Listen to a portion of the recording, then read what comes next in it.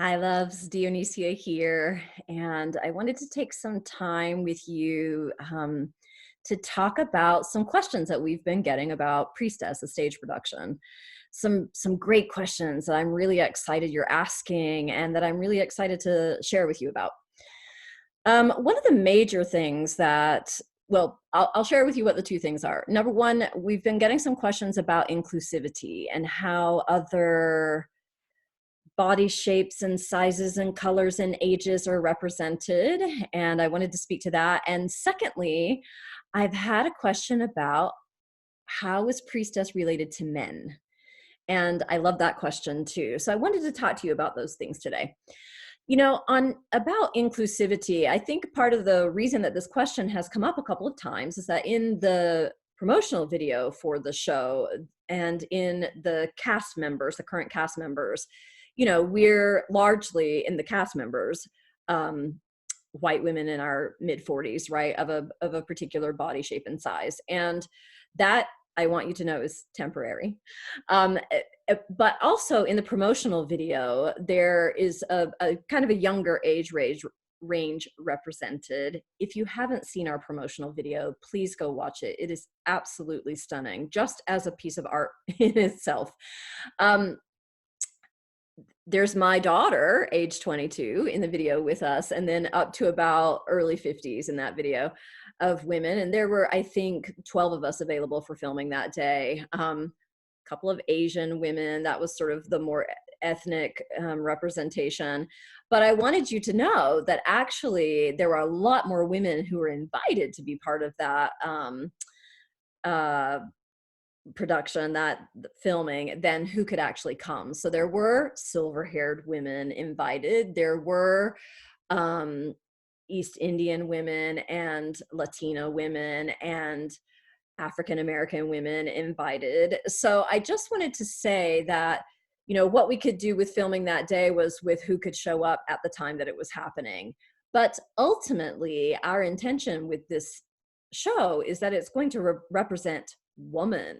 We know that there are priestesses of all kinds of colors and sizes and shapes and ages and ethnicities all over this world, all kinds of cultures in this world where priestess exists.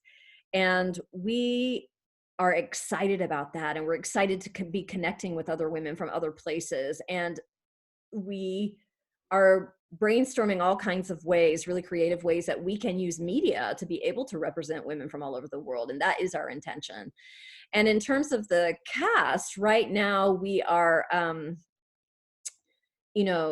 Jewish priestesses, Mediterranean priestesses, and many of us have touched into many different cultures and different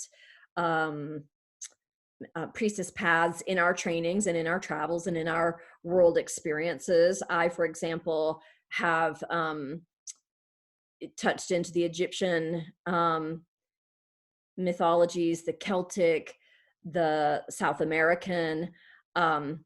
This is true for every woman in the cast. We've all had various interactions with different lineages, and that's really important to us. We know that priestess is more than middle-aged white woman, and how bizarre it is to even refer to ourselves as middle-aged, I just have to say. But beyond that, we know that priestess is everywhere. And one of the things that we hold as a tenet is that actually all of us come from priestess.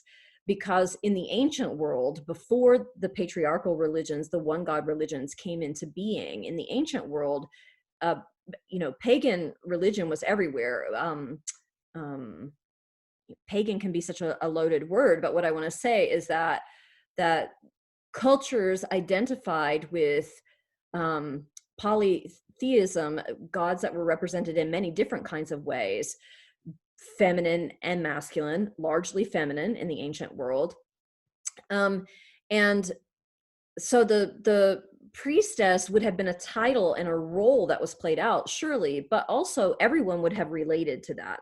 So there's a certain kind of way in which we all actually date back to a priestess lineage. And we know that those lineages, many got destroyed and or had to go underground during the changing times of the patriarchal religions coming in, and that many women have been on the path, and men, ahead of where we are right now in time, resurrecting that, reclaiming that, reshaping it, intuiting it, bringing it through again, and reestablishing it. So we're for sure coming in on the pathways that have been laid before us by others, and we acknowledge that and honor that. And we also honor and acknowledge that priestesses all over the world. I was just reading an article recently about East Indian priestesses in India, who were reclaiming marriage rights and birthing rights from the religious orders at large. It was a gorgeous article about these women and what they're doing. I know that, I personally am in touch with some of the Brazilian lineages that would be related to African lineage, and soon going to get to have a deeper immersion into that. Again, like I said, many of the women in our cast are Jewish priestesses and have a long exploration of what that is. So I wanted to take the time today to share with you that from our perspective, Priestess is all inclusive, and it is very much our intention that it will represent you, whatever that looks like for you. About men, I love this question about how is Priestess related to men, and I'll share with you how it came up for me.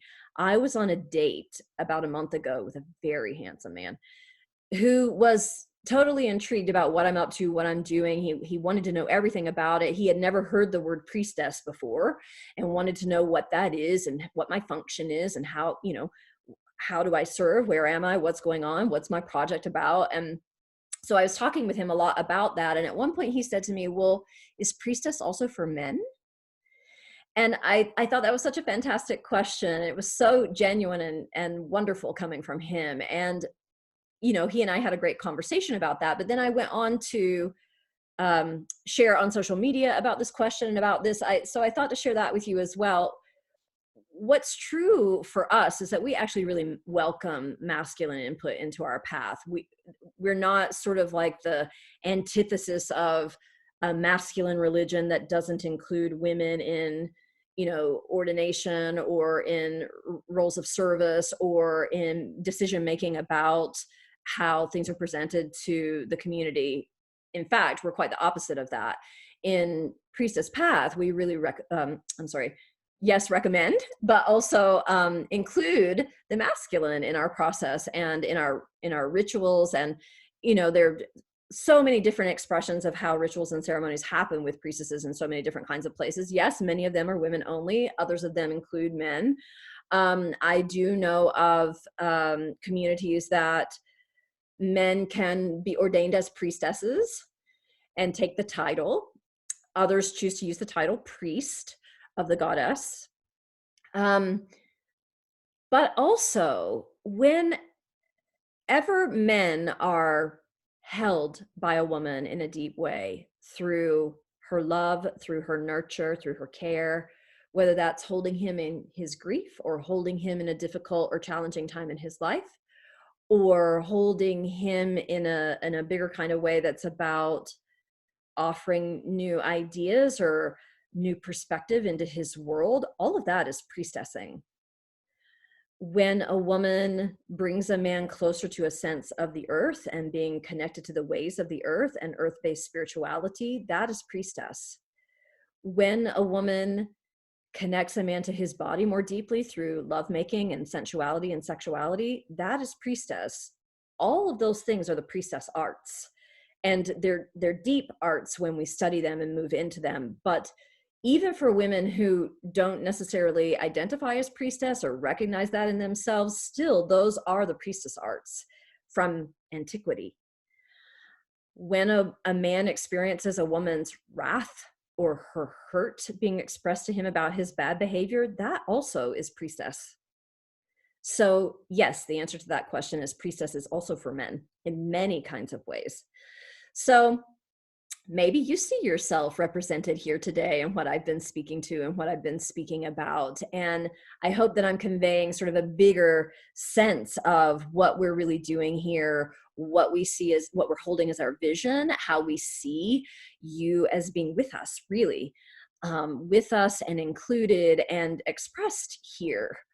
Um, the last thing I think I'll say about that today is that we are going to be holding auditions for the bigger cast of the show, and we're really holding that the cast will, bring through a greater visual expression of diversity as well, um, because it's important to us that we stay clear to the truth, which is that Priestess is everywhere.